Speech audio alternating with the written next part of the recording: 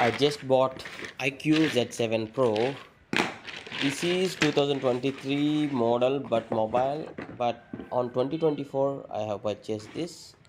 Just reading on all over the internet the positive reviews, and I have read many YouTube comments about this Iqoo Z7 Pro. So I have ordered this on Amazon. This is the seal, so I need to break this and open this. And just do comment who else are using this Iqoo mobiles, and who else bought in 2024, who else recently bought. This is the IMEI numbers which are not sticked at the back side of the matte finish of Iqoo.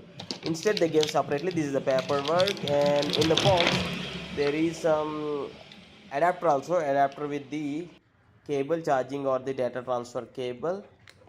So there is a transparent case, mobile, and each and everything are provided in the box only, so no need to buy anything extra. The screen guard I have ordered matte finish, so please do comment which screen guard is best, and I'll do another video on that. So please do comment whether privacy guard or this matte guard, which one suits good, and the look and feel of this mobile is really awesome. Please do comment who else are using Iqoo or Vivo mobiles.